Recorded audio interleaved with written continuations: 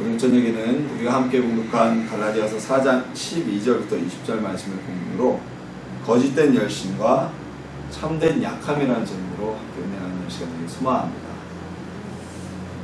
물건을 파는 영업의 기본, 가장 기본적으로는요, 다른 사람의 마음을 빼앗는 겁니다. 그 사람의 마음에 내가 파는 물건이 정말 혹하게 만들어서 계약을 하고 그리고 내 물건을 사게 만드는 게 영업의 기본이죠.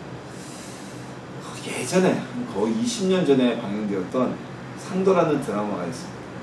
제가 그 드라마를 보면서 아직까지도 제 기억에 남는 명대사가 하나 있어요.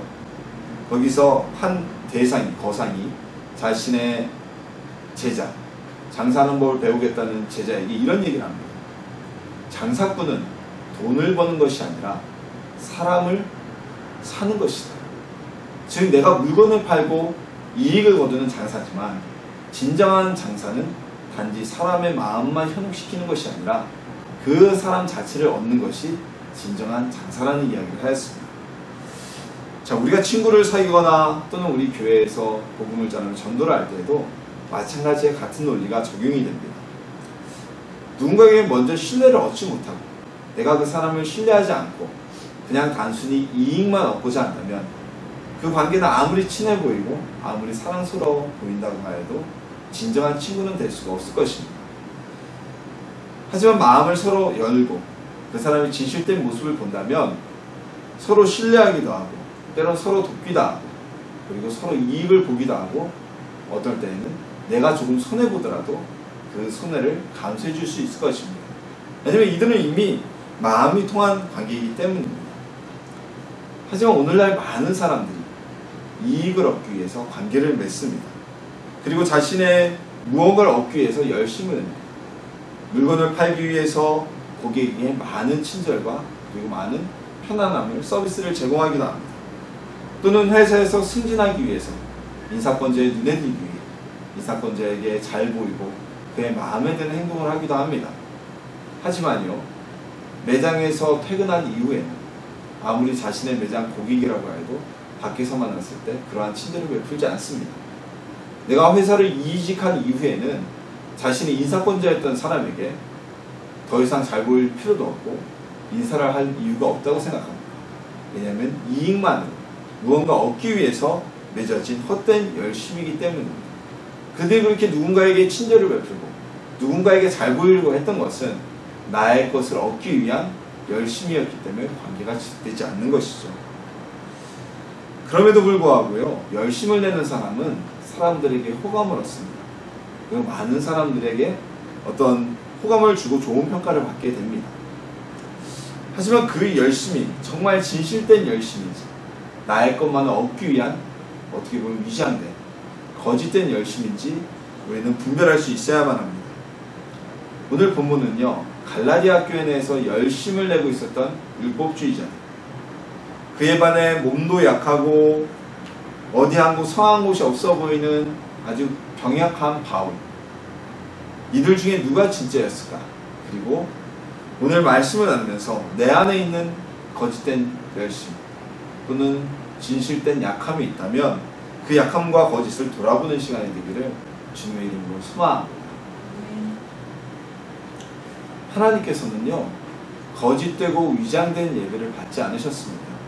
하나님께서는 거짓되고 위장된 열심을 가증하다고 하시고 그들을 기뻐하지 않으셨습니다. 신약시대의 이러한 대표적인 사람들이 바로 바리새인들이죠. 그들은 대단한 열심가들이었습니다. 율법을 지키며 살았고 꼬박꼬박 금식했고 11조를 냈고 감히 누구도 바라볼 수 없는 경건의 삶을 산 열심을 낸 사람들이었습니다. 하지만 그들에 대해 예수님이 이렇게 말씀하셨죠. 회칠한 무덤 같다. 겉은 번드르르 하지만 너희의 속은 거짓된 것으로 가득 차 있구나. 즉 거짓된 열심이었다고 말씀하고 계십니다. 그뿐만이 아닙니다. 구약으로 가도요, 하나님은 진실이 아닌 거짓된 열심을 내는 자들을 기뻐하지 않으셨습니다. 사무엘상에 보면요, 사무엘상 15절에 보면 사무엘에게 거짓 열심을 보이는, 하나님 앞에 거짓 열심을 보이는 사울왕의 이야기가 기록되어져 있습니다. 하나님께서는 이스라엘의 왕으로 사울을 세우시고 그에게 명령을 내리십니다. 내가 나의 백성인 이스라엘 백성은 광야에서 그들을 급습하여서 쳤던 아멜렉의 죄를 이제 무리하노라. 그러니까 이스라엘 왕이 된 너 사울은 가서 아멜렉 족속을 치고 그들의 남녀노소는 물론 그들이 가지고 있는 가축마저도 단 한 마리도 남기지 못하고 모두 다 전멸시켜라. 즉 완전히 죽여버리라는 명령을 사무엘을 통해 사울왕에게 내리셨습니다. 근데 막상 이 사울왕은요, 아말렉을 침공해서 대승을 거두지만 아말렉의 임금이었던 아각은 살려두었고요. 그리고 아말렉이 가지고 있던 많은 가축 중에 실하고 좋은 것들, 정말 튼튼해 보이고 아주 품종이 좋아 보이는 것들은 죽이지 않고 남겨두었습니다. 하나님께서 사무엘에게 말씀을 하셔서 되돌아가게 했을 때, 그리고 사무엘이 사울에게 어찌하여 나에게 가축의 소리가 들리는 것이오? 라고 물었을 때 사울왕은 그 자리에서 엎드려 하나님께 회개하지 않았습니다. 그는 이렇게 얘기합니다. 저 가축들은 너무 보기 좋은 가축들이라 내가 하나님께 제물로 드리기 위해서 남겨둔 것입니다.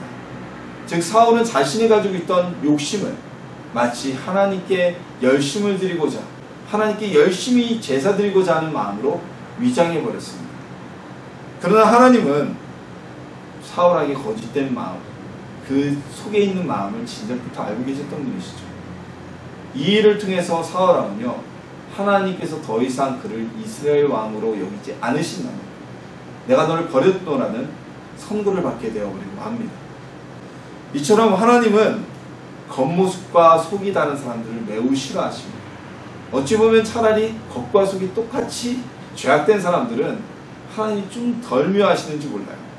그러나 겉으로는 번들어하고 하나님을 섬기는 척하면서 속으로 범죄하는, 겉과 속이 다른 거짓된 열심히 내는 자들을 하나님은 싫어하셨습니다.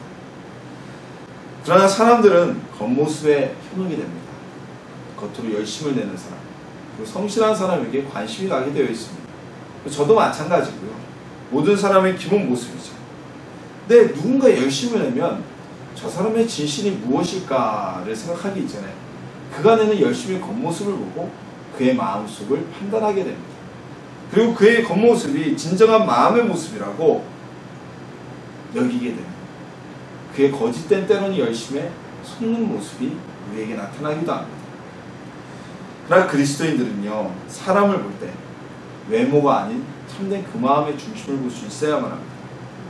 사무엘이 다윗을 세우기 위해서 하나님이 이새의 집에 보내셨을 때 이새의 큰아들, 둘째 아들, 셋째 아들, 그들의 외모를 보고 반했을 때, 특히 첫째 아들의 외모를 보고 반했을 때 하나님께서 이런 말씀을 하시죠. 나의 여호와는 외모로 사람을 취하지 않는다. 하나님은 속을 보시는 분이세요. 그래서 그의 자녀된 우리들 역시 하나님처럼 겉모습이 아닌 그 속에 진실된 모습을 볼 수 있어야만 하는 겁니다. 갈라디아 교회의 성도들은요, 오늘 말씀의 대상자인 갈라디아 교회의 성도들은 처음부터 거짓된 이들에게 속는 자가 아니었습니다. 이 사람들은 어떤 사람들이냐면요, 바울에게 행했던 모습을 보면 우리가 알 수 있어요.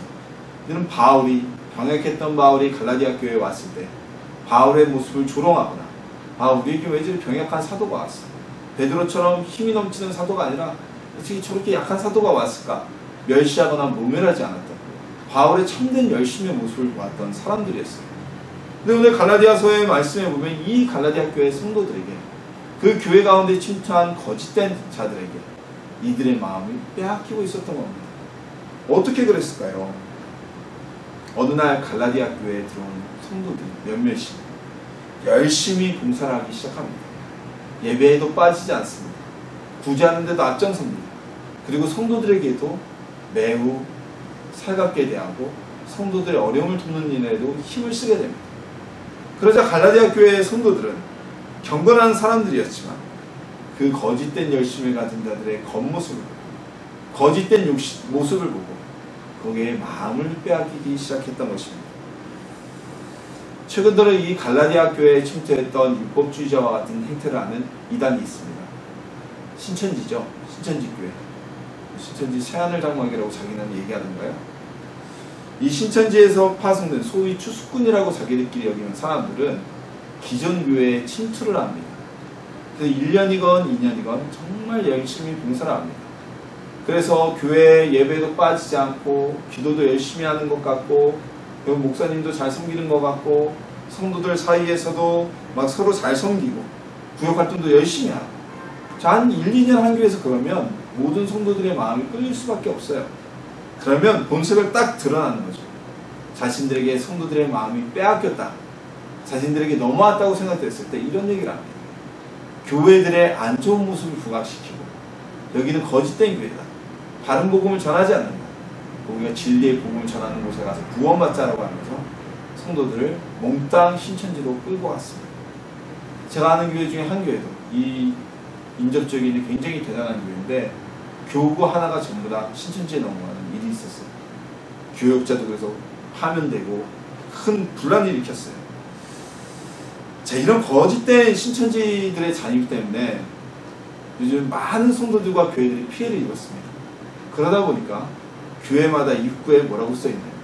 신천지 교인들의 출입을 금합니다라고 명패를 붙여놓을 정도로 우리 기독교계에 엄청난 트라우마를 끼쳤죠. 바로 왜 이 성도들이 왜 속았을까요? 한 교회에서 열심을 내고 그리고 예수님을 믿고자 하는 성도들이 왜 속았을까요? 이 신천지 교인들의 거짓된 열심에 속았기 때문입니다. 그들의 참된 모습을 알지 못했기 때문입니다. 오늘 갈라디아 교회 성도들도 이 편지를 받고 있었던 그 교회 성도들도 거짓된 율법주의자들의 열심에 마음을 빼앗기고 있었습니다. 최근에 구해준가요? 드라마가 시작됐죠. 아주 그냥 사이비에 대한 내용을 다루고 있는데 사실 내용의 대부분이 거의 기독교적인 요소라서 딱히 이렇게 보기 좋은 건 아니에요. 근데 거기서도 사이비가 어떻게 사람을 빼앗는지를 보여주잖아요. 온갖 선행을 하는 것 같고 어려움 있는 곳에 가서 위로해주고 마음이 약한 사람들을 불러다가 위로해주고 그래서 그들의 마음을 빼앗는 것입니다. 갈라디아 교회에 침투한 이 율법주의자들 그들 역시 거짓된 열심을 내면서 진심을 속이고 성도들의 마음을 빼앗았던 것입니다. 우리는 그럼 어떻게 우리의 마음을 지킬 수가 있을까요? 우리는 사람들의 마음을 볼 수 있는 영분별의 은사를 받아야만 합니다. 이 영분별의 은사는 내가 사람을 많이 만났다 뭐 이렇게 해서 얻을 수 있는 게 아니에요. 하나님이 성령님을 통해서 우리에게 주시는 은사입니다. 뭐 그런 분들 있죠. 저도 그런 사람 중에 하나지만 사람 많이 보면 한 번 보면 대충 알아. 이 영분별의 은사는 그거와 다른 거라고. 그래서 우리는 이 영분별의 은사를 받기 위해 기도할 수 있어야만 합니다. 기도해서 누군가가 열심히 해도 혹여 거짓된 이들이 거짓 열심으로 우리 교회 또는 나에게 다가온다 해도 하나님 그의 마음을 알 수 있게 하셔서 속지 않게 하옵소서. 늘 기도할 수 있는 성도가 되어야만 합니다. 기도하지 않으면요 열심으로 위장한 이 거짓된 영들에게 속을 수밖에 없어요. 사람은 안목에 끌리기 때문에 나에게 잘해주고 지금 당장 열심을 내는 것 같으면 마음을 빼앗길 수밖에 없습니다. 기도하여서 거짓된 열심으로부터 영분별의 은혜를 받고 마음을 지키는 성도님들이 되시기를 하나님의 자녀가 되시길 예수님의 이름으로 소망합니다. 한 10여 년 전에 제가 부교육자로 사역하던 교회에서 있었던 일입니다. 그 교회가 원래 장로님이 2분밖에 안 계셨어요. 그래서 그 해에는 목사님께서 담임 목사님께서 장로님 한 분을 더 세우겠다고 공표를 하셨습니다. 자, 그러면은 교회에서 막 얘기들이 나오죠. 소위 하마평이라고 하는 성도님들 사이에 이분은 꼭 장로님이 되실 거야. 이분은 장로 후보, 임직 후보로 올라가시게 될 거야 라는 이런 말들이 돌게 됐어요. 근데 거의 대부분의 성도들 그리고 부교육자들까지도 이 안수 집사님은 정말 장로 임직 후보에 당연히 올라가겠지 라고 생각한 분이 있었습니다. 뭐 임직은 되거나 안 되거나 당연히 그렇게 될 거라고 후보까지는. 이 안수 집사님은 나이가 많으신 남자분이셨는데요. 연세가 많으셨음에도 주일학교 유치부 교사로서 오랫동안 재직하시고 정말 열심히 하셨어요. 그리고 교회 일이라면 정말 열일 제치고 와서 헌신하셨고 그리고 인품이 참 좋은 분이셨습니다. 많은 연세에도 불구하고 나이 어린 성도들이거나 또는 나이 어린 교육자들에게도 아주 깍듯하시고 아주 훌륭한 인품을 가진 분이셨습니다. 그래서 그분에 대해서는 그 안수 집사님에 대해서는 모든 성도들과 교육자들이 당연히 장로임직 후보가 될 거라고 예상하고 있었습니다. 근데 막상 장로 임직 후보 명단이 발표됐는데 그 안수 집사님이 그 명단에 오르지 못했어요. 많이들 의아했죠. 뭐 그 후보를 올리시는 건 담임 목사님의 이제 권한이고 그렇으니까 얘기는 할 수 없지만 오히려 그 안수 집사님보다 인품도 좀 못해 보이시고 신앙도 좀 약하고 그런 분이 후보에 올라서 장로님이 결국 되셨습니다. 그래서 그 당사자뿐만이 아니라 많은 성도들이 조금 의아해하고 씁쓸해했던 기억이 있어요. 모든 사람이 장로님이 될 거라고 생각을 하고 그런 인품과 신앙을 가지신 분이 왜 장로님 후보에 못 올랐을까요? 그 안수지 집사님에게 한 가지 부족한 게 있었다면 좀 경제적으로 풍요롭지 못했다는 거였습니다. 가난하셨어요. 가난했기 때문에 모든 사람들이 가난했기 때문에 장로님 후보에 못 올랐을 것이다 하고 얘기를 했죠. 뭐 제가 교회를 사임하고 나온 뒤에는 그 다음에 장로님이 되셨다는 소식을 들어서 그나마 마음이 편했지만요. 이것처럼 사람들은 겉으로 강한 일을 좋아합니다. 심지어는 이건 목회자들도 마찬가지입니다. 안목이 끌릴 수밖에 없어요. 그래서 장로가 되려면 당연히 부자여야 되고 그래야 교회 헌신 많이 할 수 있으니까 사회적으로도 뭐 학벌도 좋아야 되고 사회적 지위가 높으면 좋고 그래서 심지어는 요즘에 들어서는 주일 참석도 안 하는 사람들이 장로에 오르고 국회의원 되면 당연히 장로가 되는 거고 이런 일들이 비일비재하잖아요. 심지어는 교회에서 목회자를 청빙할 때도 그 목회자에게 하나님이 주신 달란트와 그리고 그 목회자의 성품과 어떤 목회적인 능력보다는 서류를 접수받아서 1순위 박사학위, 2순위 그 목회자의 경력 이런 걸 보고 선발하는 시대가 바로 오늘날입니다. 그것이 전부가 아니라는 것을 오늘 본문을 통해서 우리에게 하나님은 말씀해 주고 계십니다. 왜냐하면요, 사도 바울은요 매우 병약한 몸을 가지고 있었던 사람입니다.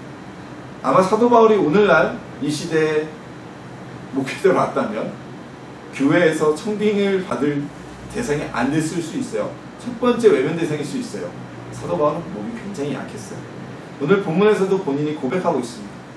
내가 너희가 나로 인해서 시험 들 만한 내 병약한 모습이 있는데도 불구하고 너희 갈라디아 교회 성도들은 나의 이 모습을 결코 모멸하거나 멸시하거나 그러지 않냐고 잘 섬겨주었다. 심지어는 나에게 대해서 내가 눈이 안 좋으니까 나의 눈을 고치기 위해서 너희 눈까지도 기꺼이 뽑아줄 수 있었던 사람들이 바로 너희다 라고 얘기합니다. 사도 바울이 다메섹으로 가는 길에서 예수님을 믿고 예수님을 만나고 그는 신앙을 얻게 되었습니다. 하지만 그가 잃은 게 있었어요. 바로 건강을 잃어버렸죠.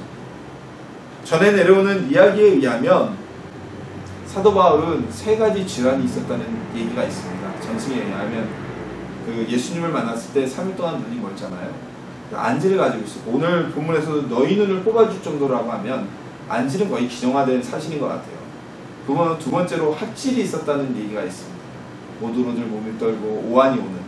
그리고 마지막으로 이건 아주 치명적인 건데 간질, 오늘날 뇌전증이라고 부르죠.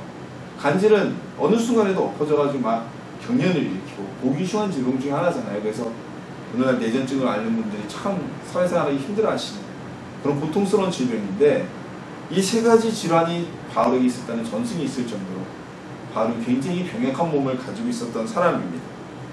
하지만 바울을 만났던 이 갈라디아 교회 성도들은 그의 모습에 대해서 결코 비난하거나 조롱하거나 외면하지 않았습니다. 반면 고린도 교회 성도들은요 바울의 이 병약한 모습을 비난합니다. 대놓고 그 안에 있는 율법주의자들과 함께 그 바울 말은 잘할지도 모르지만 병약해서 걸글거리는 그를 볼 게 무엇이냐라고 그를 비난하는 율법주의자들과 함께 동참하는 모습을 보였습니다. 하지만 갈라디아 교회 성도들은요 바울의 약한 모습을 탓하지도 않았고요. 왜 우리 교회에는 베드로와 같이 불타는 열정과 건강이 있고 열심히 있는 사람이 오지 않고 저렇게 연약한 사도가 와게 됐냐고 투덜대지도 않았습니다. 바울이 복음을 전하는 모습을 통해서 연약하고 나약한 바울이 주님의 모습을 전하고 그리고 자신들을 섬기는 모습에서 바울의 선한 진심을 보았기 때문에 바울을 멸시하지도 외면하지도 않았던 것입니다.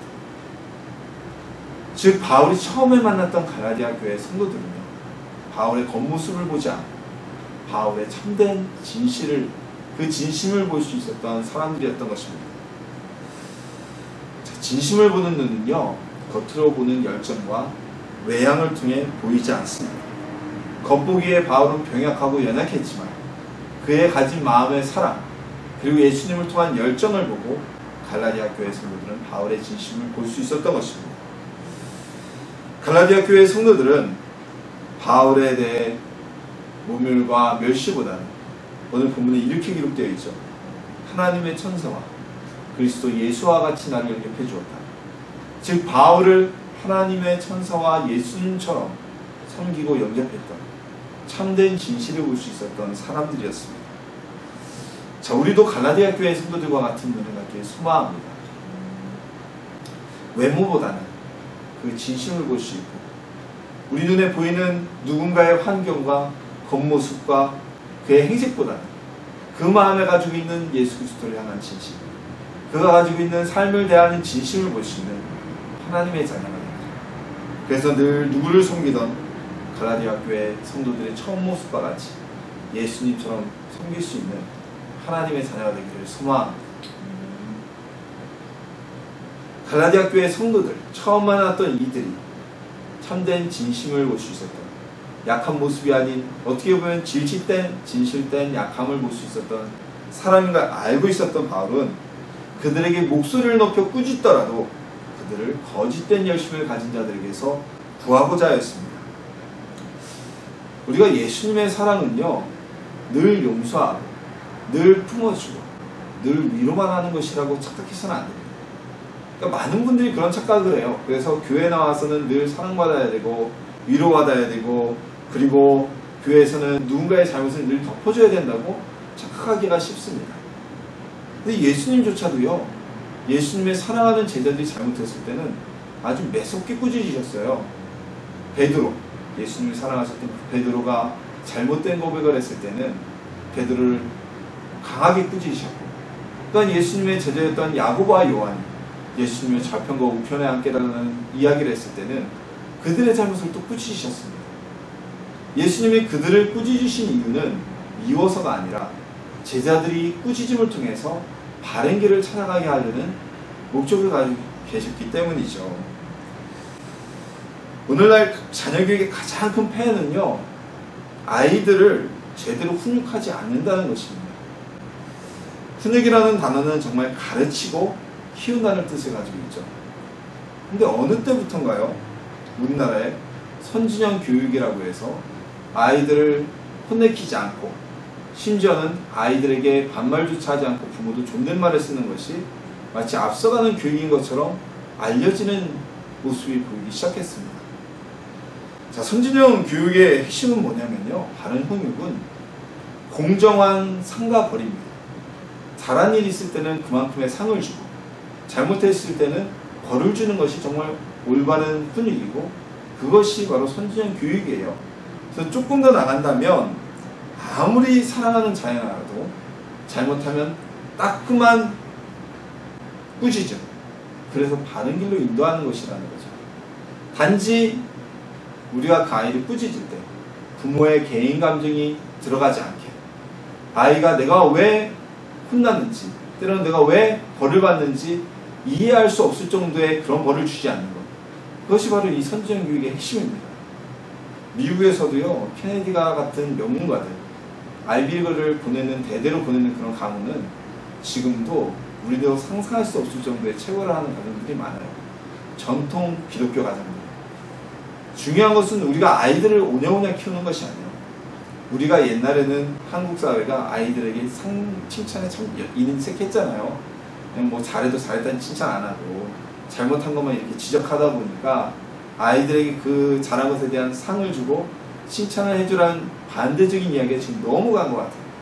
그래서 오늘날 애들 보면은 애들이 엉망인 이유 중에 하나가 누구한테 혼을 안 나가서 어른 무서운 줄 모르고 누가 혼내면 뒷전노릇하고 그런 일이 많잖아요. 마찬가지입니다. 오늘 본문에서 바울은 갈라디아 교회를 사랑했어요.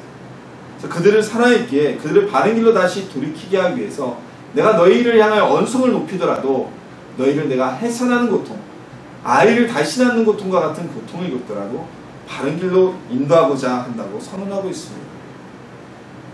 갈라디아 교회 성도들이 바울에게 보였던 진심과 존경 어린 사랑, 그것을 바울은 알고 있었기에 그들을 다시 바른 길로 인도하기 위해서 어떠한 방법이라도 쓰겠다고 오늘 말씀에서 선언하고 있었던 것입니다. 더 이상 그들이 거짓된 무리에 속는 것을 지켜볼 수가 없었던 것입니다. 요즘 사람들은 누구나 신음소리 듣기 싫어합니다. 저도 어디 가서 신음소리 듣는 거 싫어합니다. 더군다나 교회 안에 있는 성도들조차도 요즘은 쓴소리 듣기를 싫어하십니다. 그래서요, 설교 본문이 쓴소리의 본문이거나 또는 설교를 듣다가 조금 마음에 꺼리 느끼는 소리가 들리면 목회자가 나를 공격하네? 라고 생각하는 경우들이 있어요. 그리고 성도님들 사이에 정말 좋은 교회, 좋은 목회자는 무조건적인 위로와 사랑을 해주는 곳이라고 생각하는 경향이 강합니다. 근데 때로는요, 강단에서 하나님의 말씀을 근거로 쓴소리가 선포될 때도 있습니다. 그것이 우리를 향한 하나님의 말씀이라면요, 교육자를 통해서 때로는 듣기 싫은 말이 들릴 수도 있습니다. 그 말을 자신을 위한 사랑의 말이다, 하나님이 전하시는 그 목회자를 통해 전하시는 사랑의 말이다 라고 느끼면 분노와 서운함이 오기 전에, 그 전에 나의 삶이 바른 길로 데려가다 갈 수 있을 것입니다. 사도 바울은요, 갈라디아 교회 성도들을 정말 진심으로 아꼈습니다. 그들이 바울을 처음 만났을 때 마음을 다시 회복하기를 정말 진심으로 바라고 있었습니다. 그러하기에 진심 어린 꾸짖음을 너희에게 언숭을 높여서라도 하기를 원한다고 오늘 말씀에서 전하고 있는 것입니다. 성경을 읽다가요, 또는 설교를 듣다가 때론 불편한 이야기가 들려도 그 진심을 이해하는 성도님들이 되기를 소망합니다. 목회자가요, 설교단에서 개인 감정으로 하나님 말씀을 들어 누군가를 공격한다면 하나님의 심판을 받을 것입니다. 하나님이 지켜보시기 때문에 하나님이 용서하지 않으세요. 성도님들을 위한 불편한 꾸짖음도 그렇게 믿으시고 사랑으로 또한 받아들여서 우리 영혼의 행복을 누리고 바른 길을 늘 걸어가는 하나님의 자녀들이 되시길 예수님의 이름으로 축원합니다. 최근에 모든 CF를 보면요, 다 자신들이 만드는 제품 그리고 자신들의 시스템이 가장 우수하다고 선전을 합니다. 어느 하나도 우리가 어디에 비해서 못하다는 이야기를 하지 않습니다. 선거 때가 되면요, 모든 후보자들이 정당을 뛰어넘어서 모든 후보자들이 국민을 위해 진심을 다해서 일하겠다고 말합니다. 정말 시장에 가서 국밥을 먹고요, 장사하시는 분들의 손을 잡으며 안수하고요, 새벽에 나와서 길거리 청소를 같이 합니다. 그런데 과연 당선된 이후에도 그들의 모습이 그러하던가요? 우리는 진실된 약함을 볼 수 있는 하나님의 자녀가 되어야 합니다. 무언가 목적을 가진 거짓된 열심, 이 갈라디아 교회 성도들이 지금 당하고 있는 시험, 거짓된 열심으로 그들을 넘어뜨리고자 하는 율법학자들에게, 율법주의자들에게 넘어가지 않는 힘을 기를 수가 있어야만 합니다. 갈라디아 교회 성도들은요, 사도 바울의 진실된 약함을 볼 수 있는 사람들이었습니다. 비록 지금은 거짓된 열심을 가진 자들의 유혹에 현혹되고 있었지만 이들은 진실을 볼 수 있는 사람들이었기에 바울은 이들을 위해서 언성을 높여서라도 그들의 마음을 다시 예전과 같이 되돌려 놓고자 하고 있는 것입니다. 우리도 겉모습이 아닌 마음 중심을 볼 수 있는 성도님들이 되시길 소망합니다. 하나님 안에서도 마찬가지고요, 우리가 세상을 살아가면서도 마찬가지입니다. 누군가의 겉모습에 속지 않는다면 손해를 볼 일이 없고, 누군가의 진정한 마음을 본다면 우리는 많은 사람들, 좋은 사람들을 우리 곁에 두게 될 것입니다. 혼탁하고 거짓된 영이 가득한 시대입니다. 모든 교회가 교회가 아니고 모든 말씀이 하나님의 말씀이 아닌 시대입니다. 이단들도 똑같이 교회 간판을 걸고 있고 똑같이 목사의 이름으로 말을 전하고, 그리고 많은 사람들이 다른 이들의 마음을 뺏어서 자신의 이익을 취하고자 하는 것이 바로 이 시대입니다. 이러한 시대에 정말 연궁별의 은사를 얻기 위해 기도하기 소망합니다. 그래서 거짓된 열심과 거짓된 영이 현혹되지 않고 정말 갈라디아 교회 성도들의 처음 모습과 같이 우리도 약한 진실됨을 볼 수 있는 하나님의 자녀들입니다. 때로는 하나님의 꾸짖음이 있을지라도 그것을 주님의 사랑으로 받아들이는, 그리고 바른 길로 되돌아갈 수 있는 축복된 하나님의 자녀들이 되시기를 예수님의 이름으로 축원합니다.